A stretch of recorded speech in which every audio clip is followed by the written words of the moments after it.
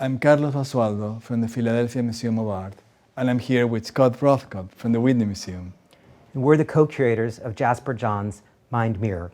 We're standing at the opening of the exhibition in Philadelphia with Johns' painting Flag, the very first flag he made in 1954 when he was only 24 years old, a painting that went on to change the course of American art history. This is a retrospective happening in two museums in two cities at the same time. It is a monumental effort, and we have many supporters to thank, among them Bank of America. What we came up with was this idea of 10 different galleries, each exploring a different idea, each articulated by a different set of examples. So in either Philadelphia or New York, you'll have a gallery exploring the idea of place. One will see South Carolina, the other Japan, or an exhibition that's been recreated from the 1960s, one from 1960, one from 1968.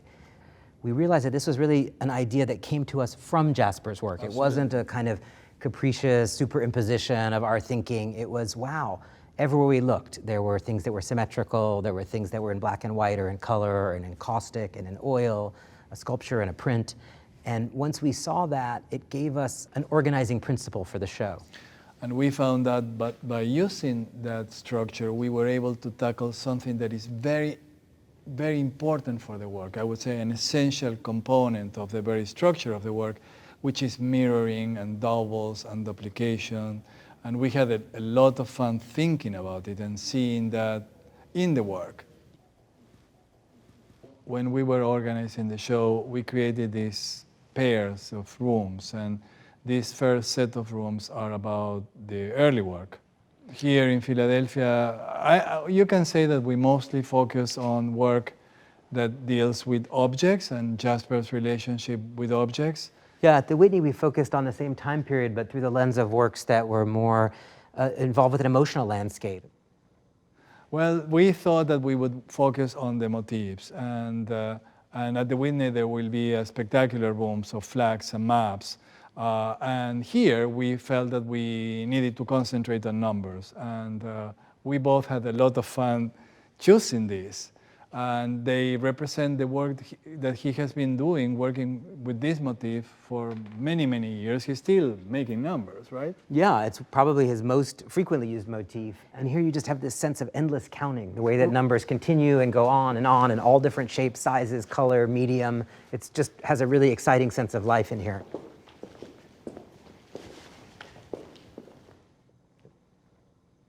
It was very important for us that the audience would see the work through Jasper's eyes. To do that would be to recreate two shows that Jasper himself hung, basically, that Jasper himself installed. Philadelphia has a show at the Leo Castelli Gallery, while the Whitney has a show at the Leo Castelli Gallery in 1968. They're both extraordinary and extraordinarily different. Yeah, I mean, one of the things that I see in this gallery, but you also see at the Whitney, is the sense of how he approached these paintings as a set that would be in a kind of mutual conversation with one another. Place was incredibly important for Johns. And when thinking about the exhibition, it was clear that we needed to show how the work in many ways is a reflection of the place in which it was made. We chose two different locations to exemplify that. At the Whitney, being a Museum of American Art, there's a room devoted to South Carolina and to a specific moment where he is working in a studio on Edisto Island. Here in Philadelphia, we chose to organize a room around his relationship with Japan. Johns had spent time when he was in his military service in Japan and then went back in the 60s. And he is working on a series of works that he decides to title Usuyuki. Usuyuki is a word in Japanese, and it means light snow. I am standing in front of what is perhaps one of the most extraordinary works of that series. It's a painting, it's the largest of the series, it's called also Usuyuki. It was painted in 1982, and it was shown in the United States only for 4 weeks.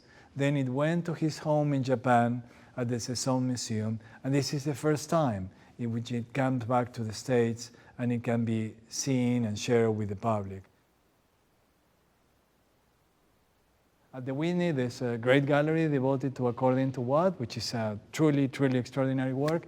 And here, we chose to focus on Untitled 1972, which sits very nicely in the collection of the Ludwig Museum and is here in Philadelphia for us to enjoy. Yeah, this is such a spectacular treat to be with this painting. It really almost never leaves Germany. I don't think it has, maybe for, 25 years or something like that. We felt that it was important to conceive of a set of galleries that dealt heads-on with that aspect of John's work.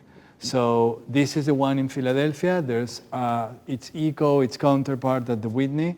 And I think that it both exemplifies how important mirroring it is in John's, and it's also an opportunity to gather an exceptional group of works. Yeah, I think of this gallery almost as the conceptual hinge of our two shows, or the place where they meet, because it presents that idea of the double, and it's the one gallery of both exhibitions where we kind of play the same idea twice. This room, I think, is part of a set. Its corresponding room at the Whitney also exemplifies another aspect of the work in this period. Exactly. So we took this idea of the work from the 80s and 90s, which is kind of flooded with new imagery that's somewhat surreal, emotional, objects from art history, things meeting each other kind of out of place and time, and had this idea that they suggest a kind of reverie or the imagining. And at the Whitney, that has a lighter air. It's a kind of dreamscape, and here a darker one, which is why we call the gallery Nightmares. And you see almost the same two sets of bodies of work articulated through these different emotional lenses and these different palettes. John's is possibly one of the most inventive printmakers of his time. And there's two sets of galleries in which we have explored that through monotypes or working proofs. At the Whitney, there's an extraordinary gallery of the monotypes that he made using the suffering can as a motif. And here there's two sets. One deals with composition called Untitled Red, Yellow, Blue. And the second set deals with a series of working proofs of handprints. And then we moved to a set, I'm thinking about the corresponding gallery at the Whitney, of two galleries in which we deal with the work that Jasper has been doing in the last decades. So we called these galleries elegies because we were thinking about how, as Johns has gotten older, ideas of mortality and even late in life age have entered into his work through images of skulls, of men in grief or despair. And I think by this point in the exhibition, visitors will have seen 65 years of work, which is really an astounding career. Johns is 91 years old at this point, and the sense of variety and constant reinvention and evolution is so strong. This is not an artist who's ever been on autopilot. Yes. It's not an artist that you can boil down into one or two signature images. And we're very lucky because both at the Whitney and Philadelphia, we're premiering work. We're showing work that has never been shown.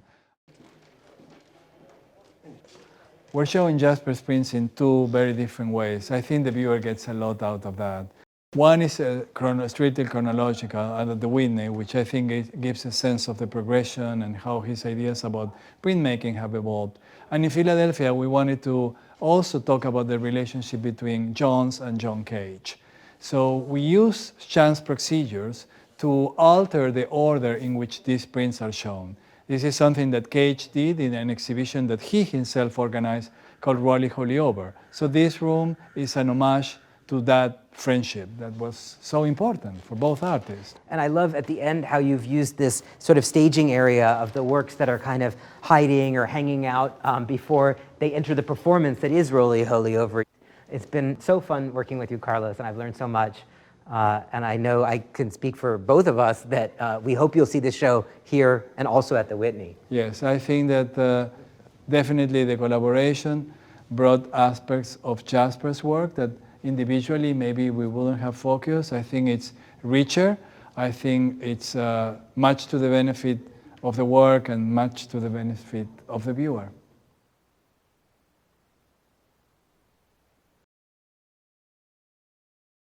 Jasper is very connected to the history of this museum. He came here for the first time in 1958 to see the Arensberg collection. He befriended Marcel Duchamp. Tini Duchamp, who was Duchamp's wife, introduced Jasper to Anne Darnoncourt, who was a long-time director. She was the director of the museum for 25 years, and herself established a gallery dedicated to Jones. We've had that gallery for almost 20 years. I feel that Jasper thought very deeply about the work of Marcel Duchamp, still thinks very deeply about the work of Marcel Duchamp. And I see in that dialogue, in that connection, it's a great, great open gate that these two artists offer to the future. We were looking at the great bathers of Cézanne. I had the great fortune of looking at it with Jasper, and he said, do you know, what are they looking at? And when you focus on that aspect of the work, they seem to be looking at an empty spot. And Jasper found that fascinating. The notion of the finished and the unfinished in relationship to the very status of what constitutes a work of art is central, of course, for Duchamp and for Jones. And so it's interesting to find echoes of that in that earlier work by Cézanne. So in a way, museums are conversations, and each museum is a different conversation. And in this museum, Jones is one of the voices that has always been heard more clearly. And when are you done?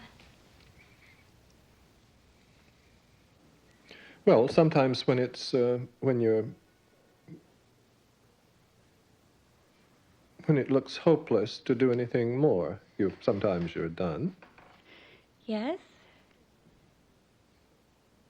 When your mind stops working in relation to the print. Basically that. I mean, when your mind stops working in relation to what you're doing, either you've finished it, yes, or you throw it away. Those seems to me the only choices.